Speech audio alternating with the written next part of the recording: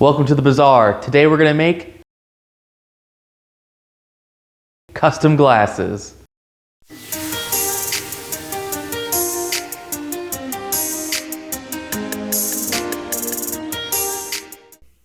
Before we begin, there was a few things I did to prepare the laser for using the rotary attachment.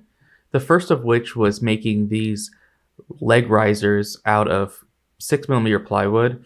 They're just stacked and glued together. I'll leave a quick YouTube video in the description that shows how to make them, but they're really necessary for any cups that are at all large. The next thing that you have to do is something called a ramp test, and this is to see what the optimal distance is from the object you're engraving to the laser, and I'll leave a video about that in the description as well. And lastly was this red dot laser modification I installed for my Polar. It is really a must-have for the Polar. I'm surprised they don't have one already installed, but I'll leave a link about that in the description as well. Now that all that's out of the way, we just need to remove the crumb tray and the honeycomb bed from the Polar. Now that we have the pass-through open, we have to make sure that we disable the sensor to make sure that it's closed. And to do that, it's quite simple. There's just a little metal slide that you have to push over to keep the latch in place.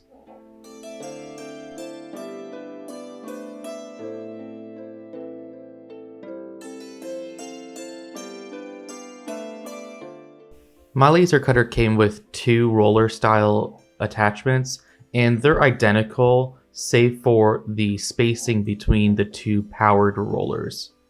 So you just need to choose the one that's appropriate for your cup.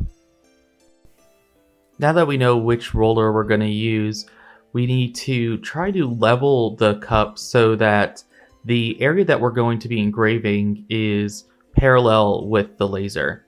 So all you have to do on this roller style rotary is size it up so that the end of the cup is held steadily, and the rolling of the glass tends to make the glass actually shift slightly, and it always seems to go to the left and up against that bolt, so it's actually a pretty good natural registration point. I brought a level here just to demonstrate, but most of the time, honestly, I just eyeball it. It doesn't have to be super duper precise. You just use this gear on the right to raise one side of the glass so that you can have a level surface.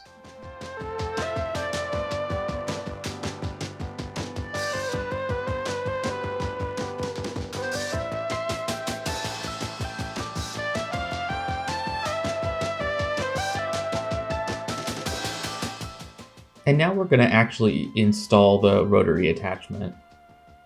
You want to make sure the machine is off when you do this, because you don't want to be fighting the stepper motors when you're moving the gantry left and right.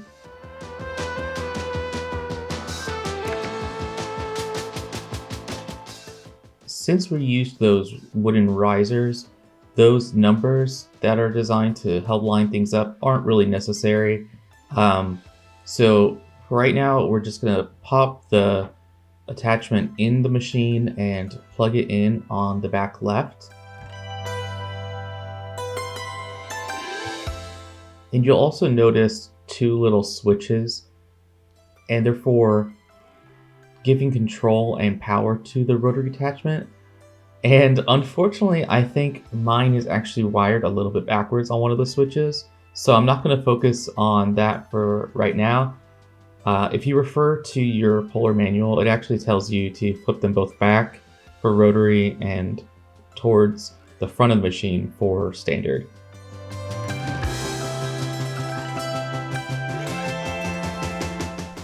With the rotary attachment plugged in, all we're going to do is make sure the left side of the attachment is pretty parallel with the cutout.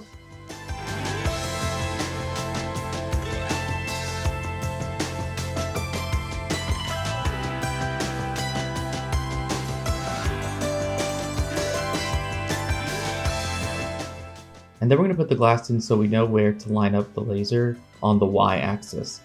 And the goal here is just to be as close to the apex of the curve as possible.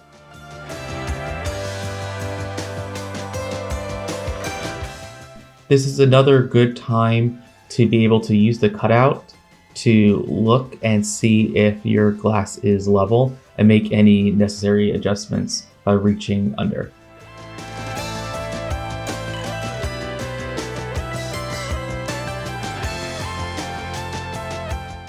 Something that's a little bit annoying with the Polar specifically is how short these rotary attachment cables are.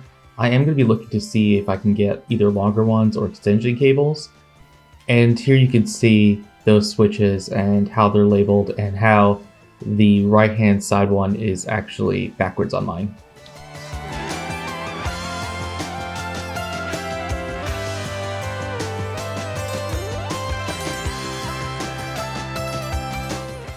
Now that we got the rotary accessory installed, we just got to do a little bit more prep on the glass before we can get to the software.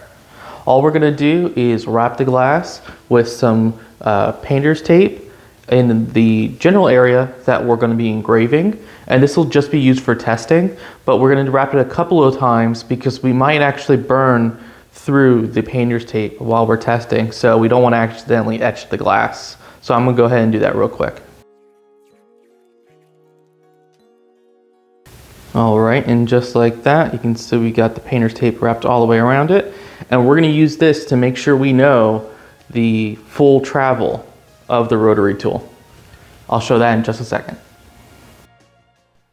Now that we got the rotary attachment physically installed, we have to do a little bit of setup in Lightburn.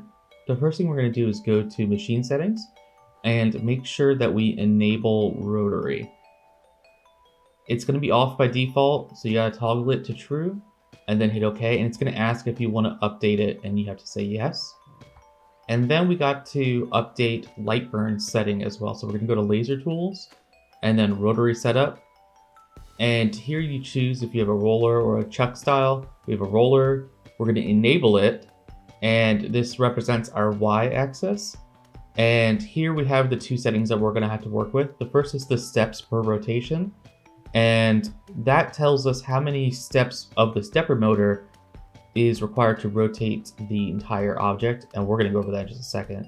And the next is the actual diameter of the rollers, and on the Polar that's 22 millimeters. The other two aren't necessary for us, so we're going to ignore those for right now.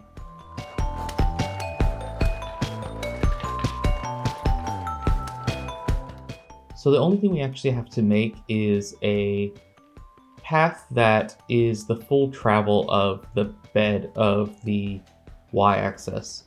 And Lightburn doesn't like it if you do exactly the full travel. It'll cause the frame to fail. So the height of the y-axis on the Polar is 300 millimeters, but I'm going to make it 299, and we're going to make sure that the rectangle is completely within the bounds of the bed.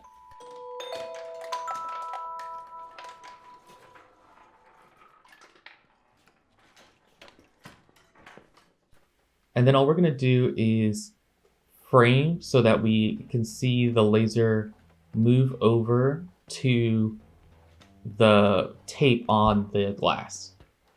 And we're just going to have to shimmy the rectangle left or right a little bit to make sure that it is pointing at the glass. And this also really helps with the red dot, and I'll show that in a second. Now that we've got a pretty good idea of the x-axis location of where we're going to be engraving, we need to work on getting the z-axis. So I'm going to jog the laser over to the tape, and then I'm going to use the little acrylic gauge that I made when I did my ramp test that I talked about earlier. And the goal is to have the tip of the laser at the optimal focal distance.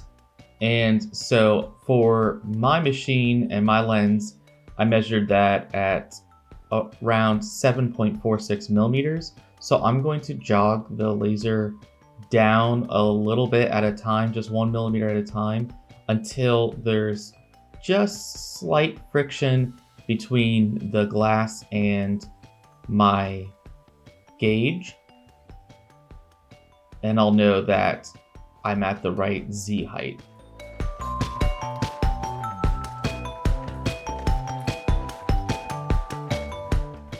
And here I'm getting close, so I'm going to move it down just 1/4 of a millimeter at a time.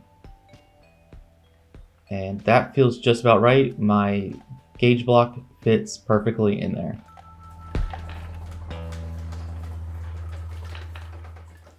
And if we get position, we'll be able to see that the Z height that I need for this glass is 4.25 millimeters. Lastly, we have what most people find to be the most difficult, and understandably so, and that is knowing how many steps it takes to rotate the glass a full 360 degrees. And with a quick frame, we can obviously tell we're not making it fully around the glass. Here, the red dot really helps. I'm gonna put a little dot of permanent marker where the laser lies. And the order of operations is going to be like this. We're going to frame this rectangle and see if it makes it all the way around. And if it doesn't go far enough, we're going to increase the number of steps. And if it goes too far, we're going to decrease the number of steps. So we can see we didn't get to the dot, so we need to increase the number of steps. So a quick way to get to the rotary setup window is to just press Control-Shift-R, and that'll pop this up.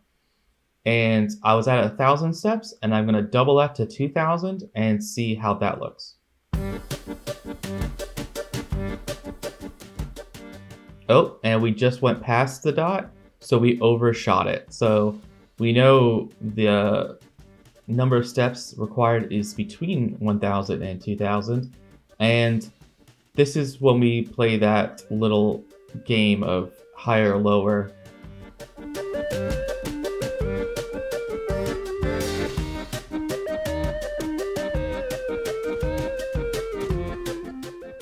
And this is why I like doing this with the red dot and the permanent marker, because you can do this without it, and I'll show that in just a second, but you're gonna have to burn the tape to see if you get to the other side. And we're just about there. Gonna split that difference a little bit. And here I'm gonna show cutting it with the laser. So if you don't have the red dot, you can use this method to make sure the travel is far enough. I'm just going to put my laser as weak as it goes so that we don't etch the glass at all. And whenever using the rotary tool, you want to go pretty slow because the glass will skip on those rollers if it's going too fast. And here you can see Lightburn getting angry because I am a little bit outside that boundary box. So I'm going to make sure that the top and bottom are within it. So basically what happens if you get the number of steps wrong is your image will be either elongated or squashed. So it's pretty important to get this close. Of course, with a complex curve like this, there's always going to be a little bit of warping, but the more we get this accurate, the better it's going to look. And this is also a good time to show that you can see that bolt on the left is what the glass is pushing up against when it's rotating. It is a little hard to see on camera, but we can see where it cut. And so we are just a hair shy, but honestly, it's not going to make any difference for us. Okay, finally time for the fun part, making our image. So I chose to make a goofy little milked glass using this little skeleton, and I have the link for the vector that I bought in the description. And the main thing we need to focus on here is contrast. Kind of like acrylic, it's either engraved or not engraved. There's not a lot of gradients we can do. So a simple graphic is best, and all we need to do is make sure that we have the graphic lined up where we have the tape on the glass. And I like to put the graphic at the very top of the y-axis because it'll require just less rolling on the roller attachment.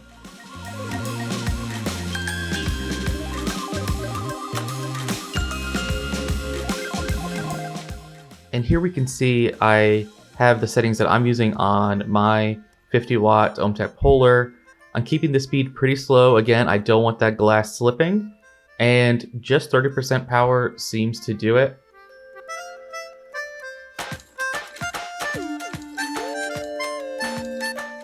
Due to the curvature of the glass, I started with a height of about 100 millimeters so that you can see the image, but we'll adjust that as needed. So I've removed the tape around the glass, and all we're going to do now is frame and adjust the image to make sure it fits well within the glass. And see, oh, we're way too big here. So we're just going to repeat that process, frame and then adjust until we have it how we like it.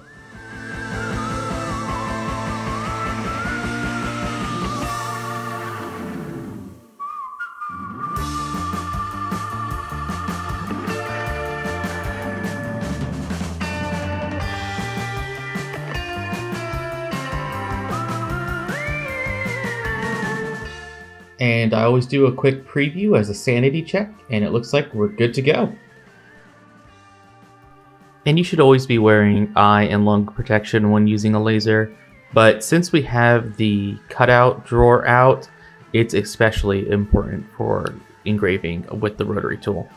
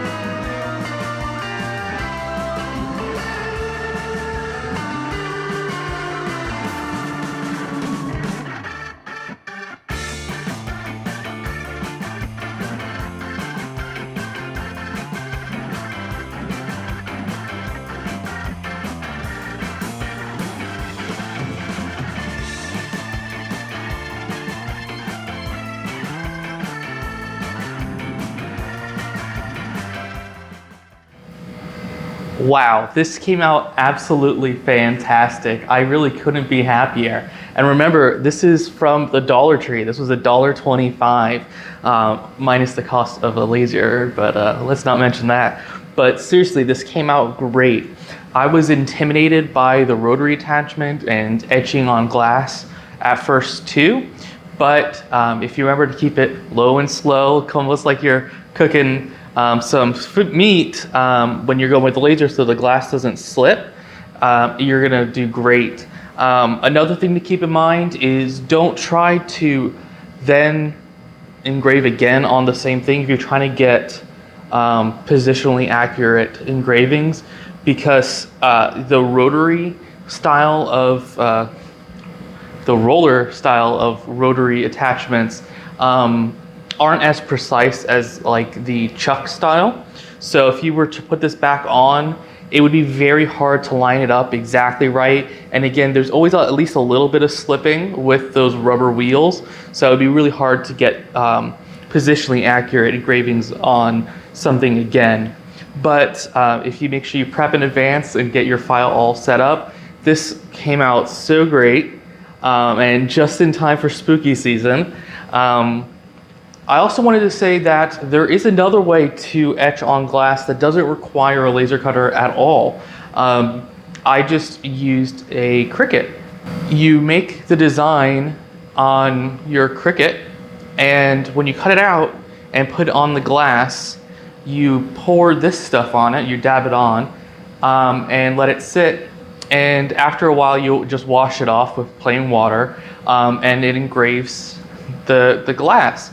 It's a little bit different looking than the etching style you get from using a laser cutter. It's more of, it honestly seems more even, but a much lighter like haze that can be kind of hard to see sometimes in different lighting. The laser etching is very visible and it's hard to see on camera, but there's even some shimmering you get from the way the glass reflects the light. It's very pretty. But I hope you had fun and learned something, and I can't wait to see you next time at the Bazaar.